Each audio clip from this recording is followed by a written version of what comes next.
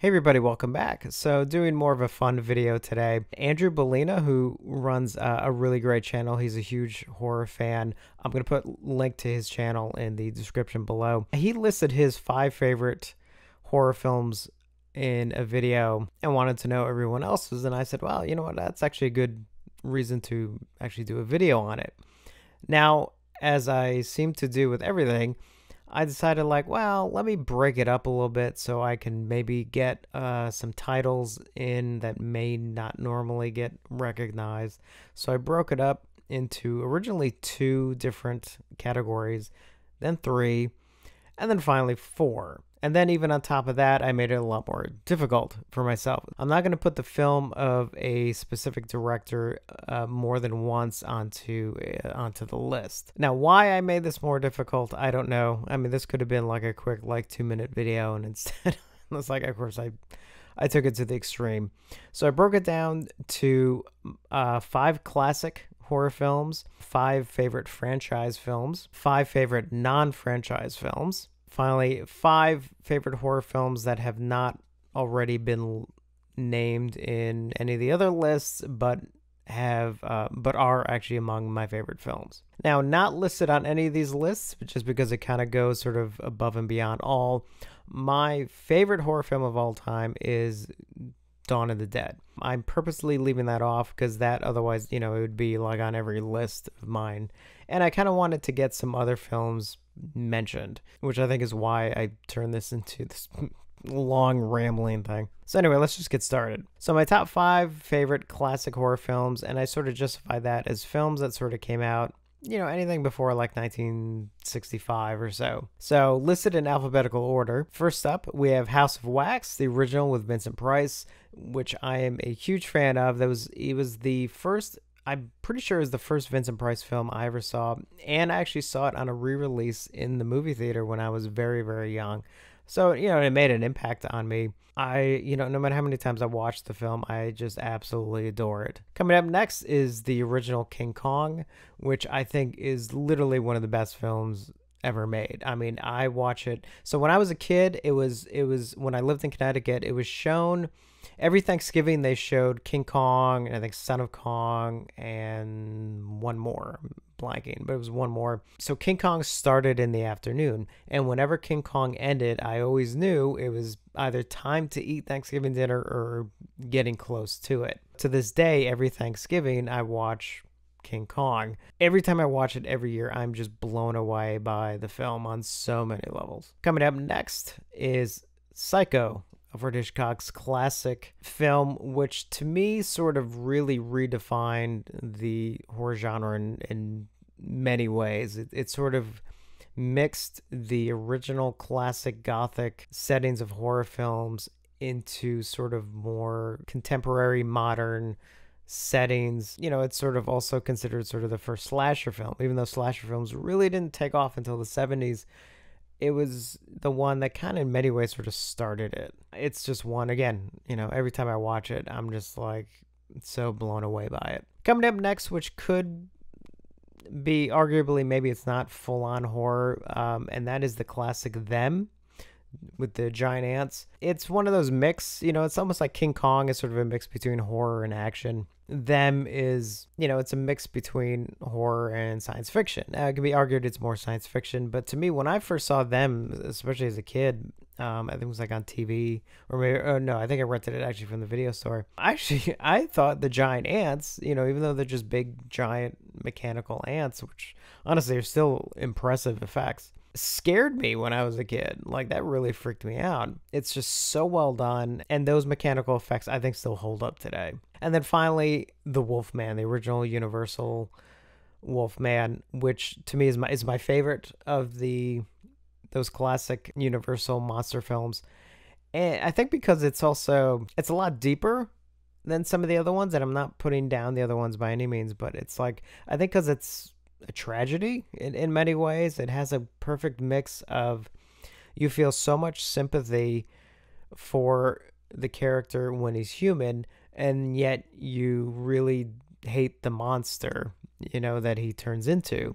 So it's this really great mix of like, well, you want the monster destroyed, but you really don't want to see anything happen to the guy, and it's just, I just think it's incredible. And again, it's my favorite of the Universal monster films. So moving on to my top 5 favorite franchise films.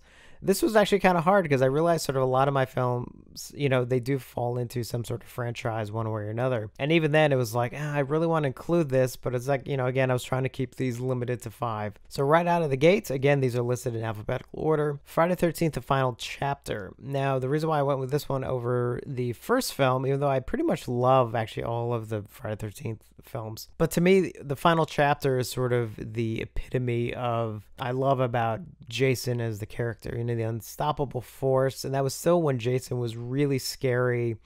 The kills in that film, even though they were slightly edited down, are still very effective and very gruesome. And obviously the ending is just phenomenal. So yeah, I adore Friday the 13th Final Chapter. Next up is Halloween, the original John Carpenter classic, which honestly, I mean, what can be said about Halloween, how amazing it is, and I'm sure like many of you, I watch it every year. It's actually how I end Halloween every single year, by watching the film, and it never loses anything. Next up, Wes Craven's classic, A Nightmare on Elm Street, which is, again, Nightmare on Elm Street, the whole series I absolutely love. I think I mentioned another video, even my love for part 4. But I have to go back to the original film, because when I saw A Nightmare on Elm Street as a kid, first off, it scared the crap out of me. But also, it was one of those I really kind of obsessed over. I remember saving up my allowance so I could go buy the VHS tape from a Peaches store that was near my house. And I watched that over and over and over again.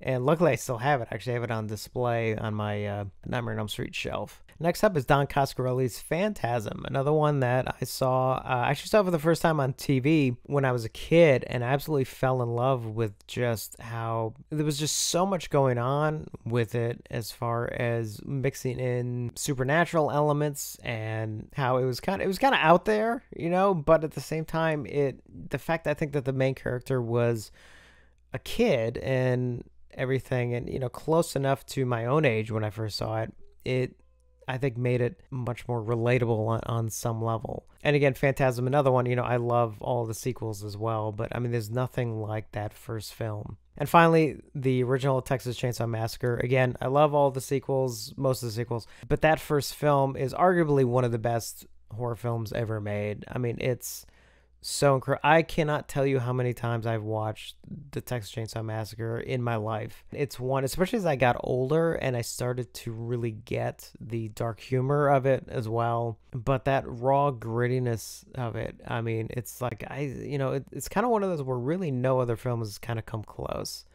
And it's one that I just find highly rewatchable, which I think a lot of the films actually that I have on all of these lists, that's the one thing I think they really share, is that they're all rewatchable, and I've rewatched them all countless times in my life. So moving on to the next list, my top 5 non-franchise films. This actually was the hardest one to compile because I realized I refused to use a film from the same director twice. Otherwise, a majority of these films would probably be ones from George Romero and John Carpenter. So I was trying to limit that in these lists. But also the fact that I realized like so many films have actually had, a sequel or something. Originally I was like, they couldn't have a sequel or a remake, but I had to drop the remake. Otherwise, like, I literally was running out of, possible titles. So I just kept it to films that never had a sequel to them, or at least an official sequel. So again, going in alphabetical order, John Carpenter's The Fog, which was one of those early films that I saw as a kid, recorded it off TV, believe it or not, and watched it over and over again. It was one of those really early films that really solidified my love of the horror genre. I absolutely just love it to death.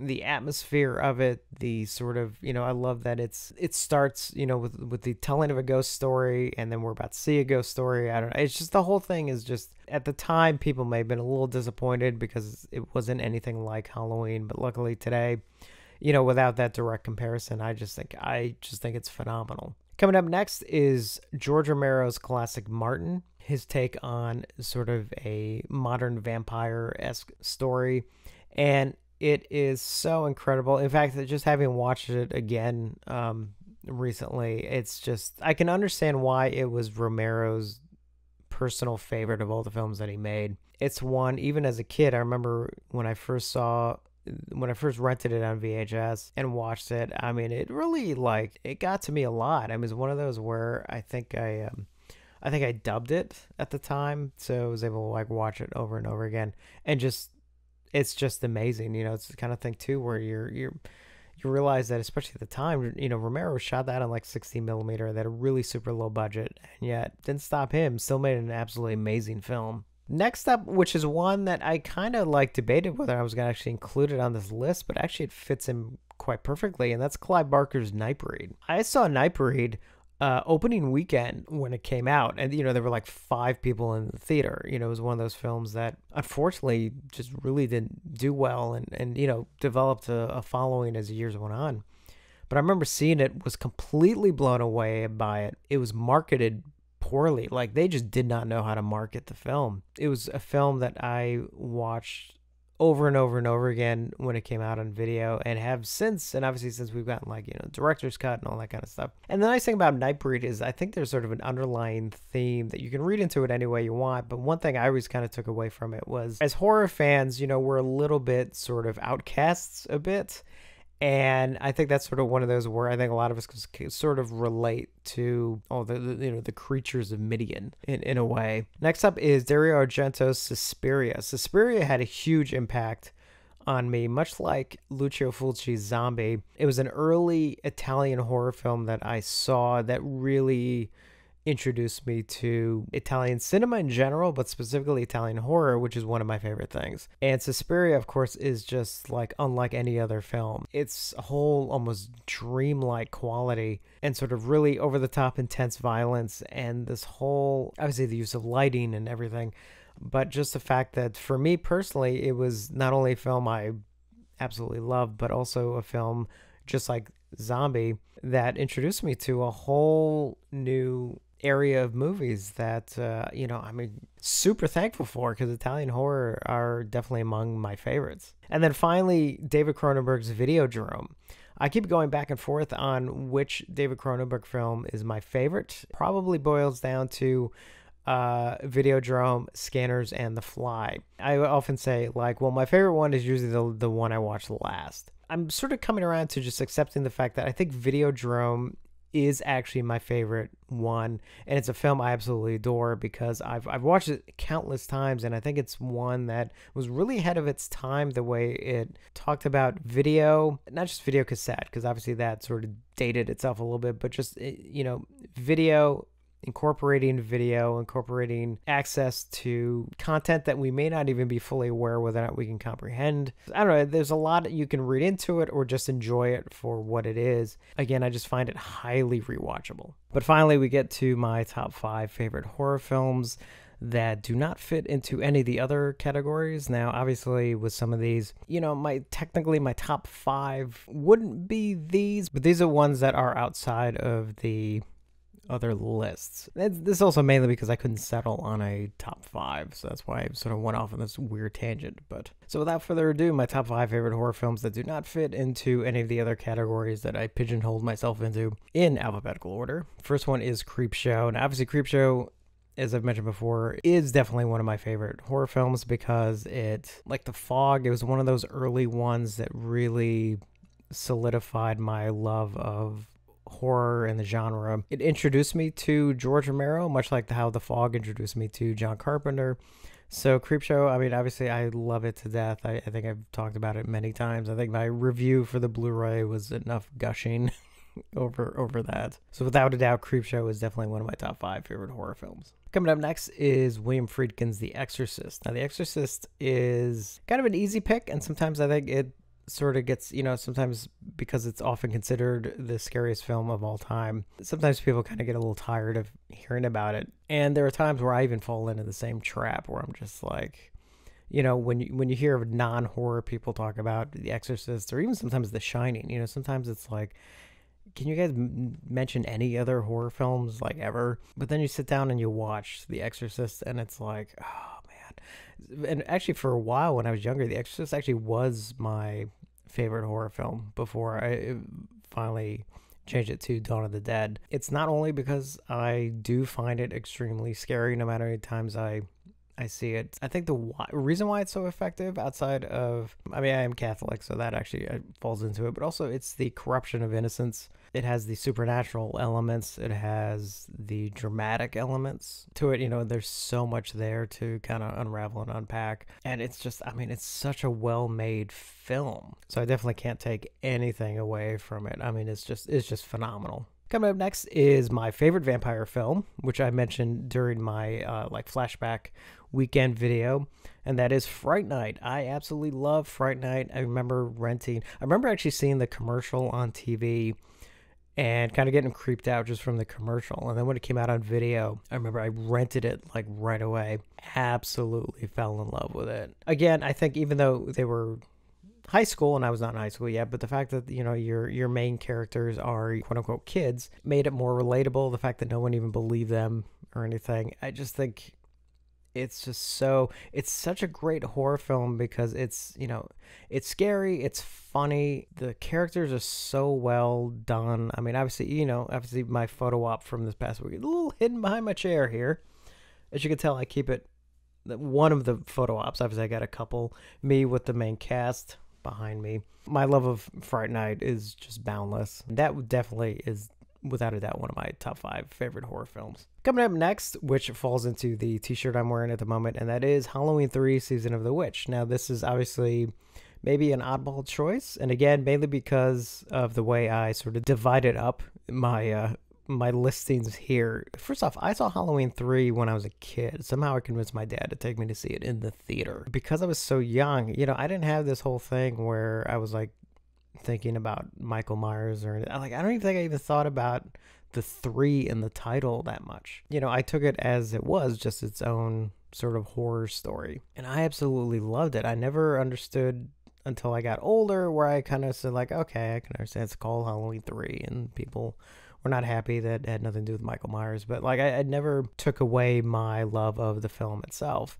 And as I got older, I really appreciated it even more. And it led to me, ironically, even meeting other people who felt the same way. And some of those people have become like really good friends of mine, one of which is one of my best friends. So it's like, there's so much there for Halloween 3 that I literally, you know, I have to say it's one of my top 5 favorite horror films, at least as far as this list goes. Again, if I did a final, I'm not sure it would make the top 5, but it would be close. And then finally, Steven Spielberg's Jaws. Now, this was a tough one because there were some other films I kept bouncing around. One was Zombie, which I had mentioned earlier, Lucio Fulci's Zombie, because that was really, as much as I love Zombie, it's also the one that really introduced me to Italian horror. And then the other one was John Carpenter's The Thing, which I debated. I really went back and forth as to whether or not I want Jaws or The Thing on here because I love them both so much. Now, the reason why I sort of inched out Jaws on this. So first off, I saw Jaws. Jaws I saw earlier, so I think it had much more of an impact on me. Also, there's a lot of elements to Jaws from a filmmaking standpoint that has actually worked itself into my own work over the years as far as, you know, stuff I've put into screenplays or other films.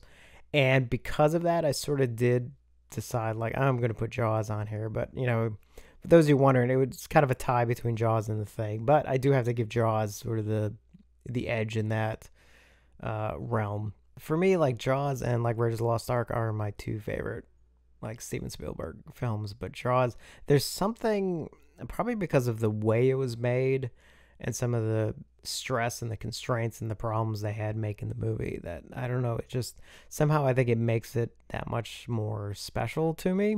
And again, much like all the other films on all the lists that I've put together here, I can watch it a million times and love it every single time. So that wraps up this video. So let me know your top 5 favorite horror films. Or if you want to do what I did and do some crazy breakdown, divide them up and make it way harder on yourself than it needs to be.